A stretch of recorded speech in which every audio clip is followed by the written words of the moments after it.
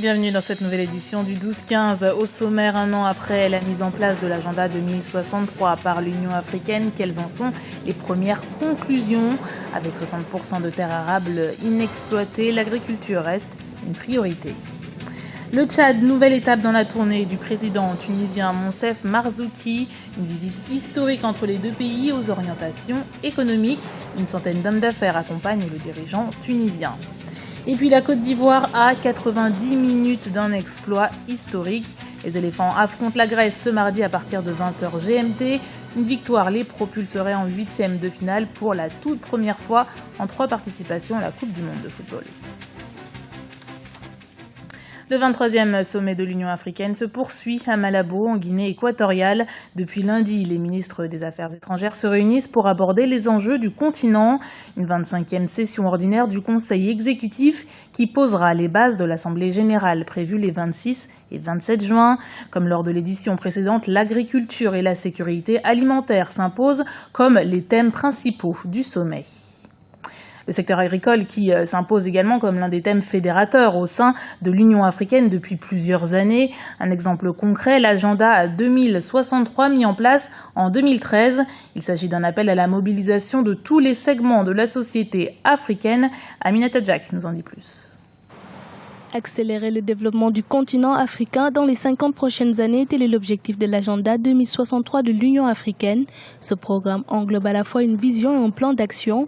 Il s'agit de relever les nouveaux défis rencontrés par le continent à court, moyen et long terme et de renforcer l'unité et l'intégration africaine. Plusieurs domaines sont concernés, notamment l'économie, les infrastructures ou encore l'éducation. Il faudrait à l'horizon 2063 que l'Afrique soit dotée des infrastructures qui connectent ensemble les capitales africaines. L'Afrique doit aussi développer ses sources d'énergie pour s'industrialiser et se développer. Le commerce entre Africains doit être plus important. Il est vrai que nos petits-enfants et arrière-petits-enfants vont eux aussi dégager leurs priorités au cours des 50 prochaines années et ça, c'est quelque chose de très important. Car quand on met en place un plan quinquennal, on ne peut avoir une large vision du futur. They will continue also themselves then saying what do they want in the next 50 years. Ce programme nécessite d'énormes investissements. Pour mener à bien le projet, l'Union africaine a déterminé les principaux moyens de financement et les ressources alternatives pour soutenir son ambition. Nous avons envisagé des sources alternatives de financement pour combler les gaps qui existent en matière de mobilisation des ressources financières indispensables au financement du développement de l'Afrique. Et c'est la conjugaison de tous ces efforts et à travers le développement d'un partenariat fructueux avec certains de nos partenaires que nous pourrons l'un dans l'autre amener le continent vers la réalisation de ses objectifs prioritaires. Les travaux du 23e sommet de l'Union africaine ont démarré depuis le 20 juin 2014 à Malabo en Guinée équatoriale. Pour cette rencontre, 2 grands axes de l'agenda 2063 sont abordés, l'agriculture et la sécurité alimentaire, ainsi que le thème de la sécurité sur le continent. La tournée subsaharienne du chef de l'État tunisien Monsef Marzouki se poursuit. Après le Mali et le Niger, le président tunisien et sa délégation sont arrivés ce lundi à N'Djamena, capitale du Tchad. Une visite à caractère économique, mais pas seulement, comme nous l'explique ce reportage de notre correspondant au Tchad, Daniel Aboki.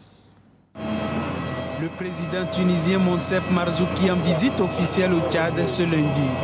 C'est une première dans l'histoire du Tchad et de la Tunisie. Le chef d'État Monsef Marzouki, accompagné d'une délégation, fait un point d'honneur à visiter le Tchad dans le cadre d'une tournée africaine. Renforcer les liens d'amitié entre les deux pays, mais aussi développer leur coopération économique, tel en est l'objectif. Le Tchad a besoin de ses amis, mais la Tunisie se considère comme un ami du Tchad. Elle a su capitaliser sur les 50 dernières années un savoir-faire approprié et compétitif et adapté aux besoins de notre Afrique dans les domaines de l'environnement, dans les domaines de l'assainissement, de l'eau, de la gestion de l'électricité, de l'aménagement urbain, du développement industriel, de l'encadrement de la petite et moyenne entreprise, d'éthique, de l'informatisation, de la santé, de l'éducation, de l'enseignement supérieur. Des entreprises leaders dans ces domaines qui viennent afficher une ambition de partager ce qu'ils ont su capitaliser sur les 50 dernières années et de le mettre à la disposition d'un pays frère et ami comme le Tchad. Une centaine d'hommes d'affaires composent la délégation. Objectif, renforcer les liens économiques et de nouveaux horizons de coopération entre les deux États. Je sais que l'Afrique maintenant, c'est un continent qui est pratiquement un peu où tous les hommes d'affaires du monde entier se bousculent à la porte de cette Afrique qui avant elle a été délaissée. Donc nous, les Tunisiens, nous sommes venus maintenant pour rechercher avec nos homologues tchadiens quel est le moyen le plus fiable pour un peu rehausser les échanges entre la Tunisie et le Tchad. Le Tchad et la Tunisie partagent les mêmes langues officielles, le français et l'arabe. Les opérateurs économiques de ces deux pays participeront dès cet après-midi à un forum économique.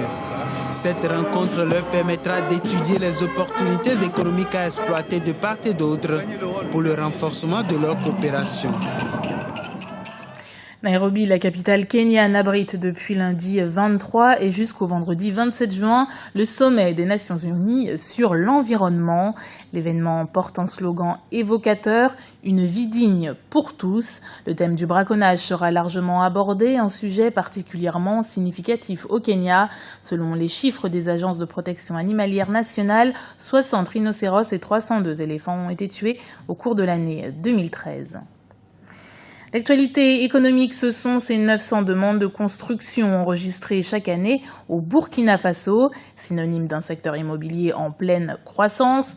Mais sur le terrain, la mise en œuvre de ces constructions pêche. En effet, seulement 21% des promoteurs immobiliers dans la ville de Ouagadougou entre 2011 et 2012 détenaient un permis de construire. Un non-respect des procédures de construction qui peut s'avérer fatal pour les habitants de ces immeubles. Reportage de notre correspondant au Burkina Faso, Wendiam Valentin Compaoré. Près de 80% des constructions qui ont été faites dans la ville de Ouagadougou entre 2011 et 2012 l'ont été dans l'illégalité. Selon la direction générale en charge du contrôle des constructions au Burkina Faso, ce non-respect des normes de construction a provoqué ces dernières années des effondrements d'immeubles entraînant des morts d'hommes. En 2011, 3 personnes ont péri lors de l'écroulement d'un immeuble. Et pourtant, le pays dispose d'un code d'urbanisme et de construction avec des normes de sécurité telles des études de sol et d'ingénierie. Pour être un peu plus objectif pour certains promoteurs, c'est plutôt un défi par rapport aux normes de construction. Vous prenez par exemple un promoteur qui introduit un dossier de demande de permis qui porte sur R+2. À l'exécution, à la phase finale, vous avez R+3, voire R+4. Objectivement, est-ce qu'on peut dire que ce promoteur-là ne connaît pas la réglementation ou est-ce qu'il fait fi de la réglementation pour faire ce qu'il veut? Il faut qu'on soit objectif. Il faut qu'on mette en place un mécanisme pour aller à la sanction pénale. La non-conformité de ces normes de construction ne se constate pas seulement à Ouagadougou. À titre d'exemple, à Bobo-Dioulasso, seconde grande ville du pays, entre 2011 et 2012, seulement 7% des promoteurs immobiliers détenaient un permis de construire, contre 3% à Ouévia et 2% à Tinkodogo. Une situation qui cache un problème. Les immeubles qui tombent à Ouagadougou actuellement, là, moi je pense que ce n'est pas une bonne chose. Parce que ceux qui ont les fonds, qui veulent commencer à construire des bâtiments, ils prennent les mains d'œuvre donnent à ceux qui ne sont pas des entrepreneurs. Et bon, les travaux ne sont pas suivis aussi par les ingénieurs ni les techniciens. Bon, c'est ça qui cause beaucoup de problèmes.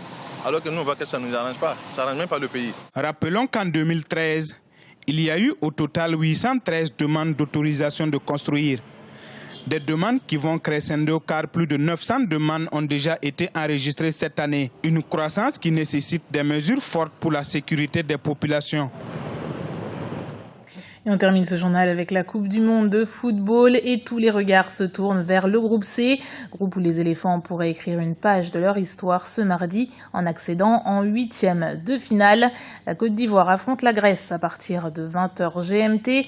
Une victoire suffirait à accéder à ce stade encore jamais atteint par une sélection ivoirienne. Karine Loubanza-Diouf. C'est probablement le match le plus important pour la sélection ivoirienne.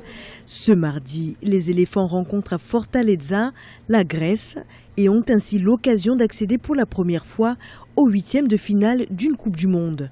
Au-delà du défi, les joueurs qui ont débuté leur campagne au Brésil avec une victoire de 2-1 face au Japon restent confiants. Et la confiance que j'ai de mes joueurs me remplit de joie et de bonheur parce que j'ai une chance extraordinaire d'être là où je suis.